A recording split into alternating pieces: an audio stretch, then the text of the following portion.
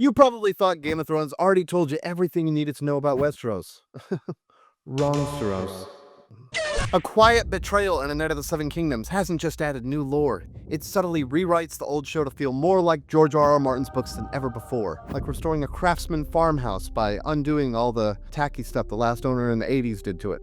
Now you got original hardwood floors, or, earned plot twists. By the end of this video, you're going to understand how a single knight switching sides during a trial by combat reshapes an entire noble house, restores book canon the original series glossed over, and proves this isn't just another prequel, it's course correction. Light work for Ira Parker and his writer's room. Now, before we begin, I'm new here, and as such I need to prove that I am a one-man engagement machine, so I will now proceed to rage bait you with GOT comment fodder. Your favorite characters are Joffrey and Ramsay too, right? There is a Starbucks in Westeros. This is it! Here it comes! Here it comes! Hey! Oh my God! That's so cool! Bran is the obvious true king. That finale was actually pretty good.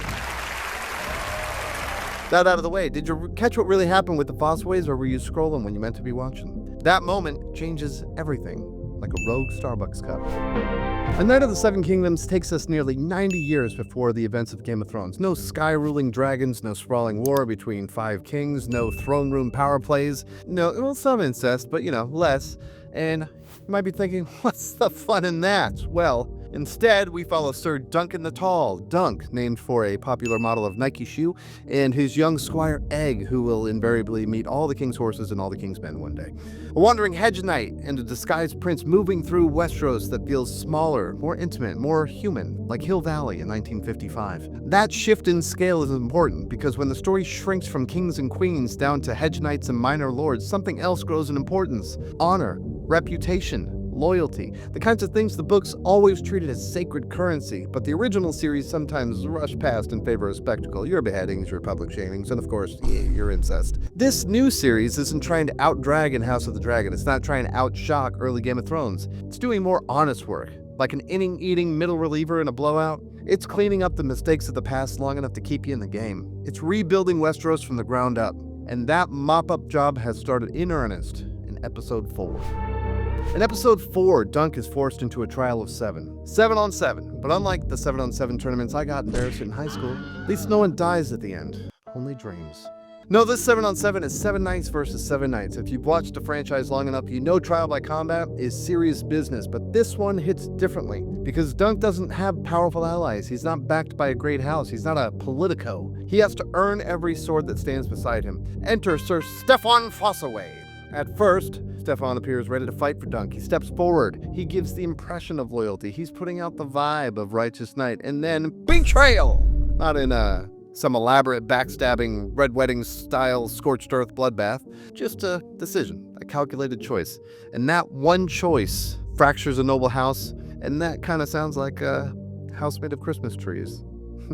And that's fun, but not at all what I'm talking about. In the books, particularly the Hedge Knight, the Fossoways aren't just random noble background extras. If you're a child of divorce, you'll be familiar with what I say next. They're one house that becomes 2. House Fossoway of Cider Hall, the Red Apples. House Fossoway of New Barrel, the Green Apples. How about them apples? Here in this moment, that division originates. Steffon, Westeros' most hungry social climber, surpassing even Littlefinger, whose decision to switch sides, selfishly motivated by advancement, status, political opportunity, creates a moral divide within his own bloodline. And just a general note to all GOT characters, you should be splitting the bloodline, all your family trees looking like wreaths. Steffon's cousin, who everybody loves, Raymond, is so disgusted by the betrayal that he alters his family sigil. This dude paints his apple green and rides for Dunk, drama worthy of an Andy Cohen reunion special. This act is classic George R.R. Martin, not your boilerplate betrayal, symbolic betrayal. And here's where the retcon begins, a house split not by war, but by baseline decency. Can't really think of any contemporary real-world examples of that. Let's be honest for a second. Game of Thrones was revolutionary, changed TV forever, as we're still seeing 3 different series into the mining of A Song of Ice and Fire. We're talking about a show that compelled anyone that's ever LARPed or D&D'd or Ren Fair, but also most of the people that made fun of that stuff their entire lives. All of a sudden, fantasy and realms and dragons are sick. Credit where credit's due, no easy feat. But especially in the latter seasons, the world sometimes became streamlined. doged, if you will. Minor houses reduced to names, sigils became flair, lineage was mentioned but rarely felt alive. The deeper cultural mechanics of Westeros, the way honor shaped the politics, the way reputation echoed through generations, merely pushed aside for momentum. You felt the plot moving but didn't always feel the history breathing. And what A Knight of the Seven Kingdoms is doing is subtle but powerful. It's putting that breath back into the world, like a lifeguard trained in CPR, but for a beloved book series bastardized into the banal in the eyes of those who loved it most. Good training if you can get it. Here's what makes this so effective. The Fossoway split isn't treated as trivial. It isn't exposition in a Meister's lecture. It's emotional. You see the hesitation. You feel the tension. You watch Steffon weigh advancement over loyalty and see Raymond do the opposite. This isn't just House X becomes House Y. It's a philosophical fork in the road. Ambition versus honor, self-interest versus solidarity. And by dramatizing that moment fully and letting it land, the show gives the entire franchise a shot in the arm. Because now, when you think about Westerosi houses in Game of Thrones, you can trace their identities back to real human choices, not just mythology read about by studious Night's Watchmen, the Ben Stiller of the Wall.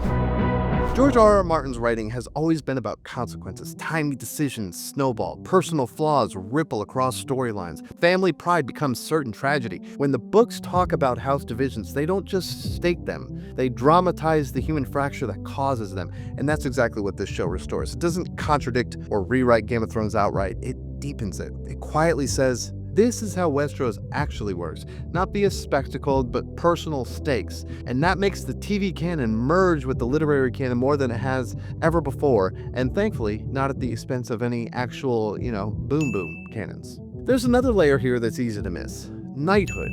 In Game of Thrones, knighthood often felt hollow, performative, corrupted. It's a whole spectrum of knights, from pillagers to pretenders, saints to hall monitors. But in Dunk's story, knighthood is aspirational. Messy? Sure. Flawed? Totes. But still meaningful. Steffon's betrayal hurts because knighthood still has meaning here. Raymond's loyalty matters because honor is still a thing here. The Trial of Seven isn't just about survival. It's about what kind of knight you are when survival is on the line and what kind of knight you are going to be after you've walked through that fire and come out the other side. That tonal shift realigns the franchise with Martin's original vision. The books never, mocked honor. They showed how hard it is to live up to it. They examined it, tested it, stretched it, lost it, found it, pulled it, twisted, bop it. Like the GOT intro, let's zoom out for an epic second. Prequels are risky, and in very rare cases, actually good ideas. They can feel unnecessary and redundant at best and like a shameless cash grab at worst, like lore expansion for the sake of a stock price bump. But A Knight of the Seven Kingdoms isn't blowing the world out. It's drilling down. It's asking, what makes Westeros feel real? And no shade to our favorite flying arsonist, but the answer is not dragons. It's people choosing between ambition and loyalty. That's the DNA of Martin's writing. By centering those moments, this show subtly corrects the tonal meandering of the original series. Not loudly or aggressively, just deliberately. Maybe you're like, okay, cool, a house split, nice bit of lore. Here's why it matters. When a franchise honors its source material at the micro level, represents that which is seemingly minutia, it signals something bigger. It winks to the audience, hey, we actually understand what made the world compelling in the first place. Westeros isn't powerful because of scale or continuity or hotties and crowns. It all goes back to what happened in a dusty field 90 years before Game of Thrones. It forever shapes the politics, identities, and rivalries of the future. The Fossoway split is proof of that connective tissue. And if the show treats this moment with care, what else might it restore? What other pieces of the books might finally get their full weight on the screen? Maybe page numbers. Nah, that's too minute. So, like a character whose name you forgot because they haven't been on the show in 3 seasons, let's circle all the way back around to my initial question. Did you catch what really happened in that betrayal? Because it wasn't just stepping over the line to change teams. That was the show saying, hey, we remember how this world works. A Knight of the Seven Kingdoms isn't replacing Game of Thrones. It's refining it, though, strengthening it. And in doing so, it may be accomplishing something no other spin-off has managed yet, making the television universe feel literary again. And I've always said that. Make my TV books. So now I want to hear from you. Did that Fossoway moment stand out to you when you saw it? Do you think this show is finally bringing the franchise back in line with George R.R. Martin's original version? Or do you see this as just a small piece of lore and a much bigger story? Drop those thoughts below, and if you're enjoying these deeper dives into Westeros history, the subtle stuff, the character-driven moments, or you just think I'd make a passable nobleman, make sure you like the video and subscribe, because if this series keeps restoring the world one choice at a time, we're going to have a lot more to talk about with, many more strange puns. See you next time.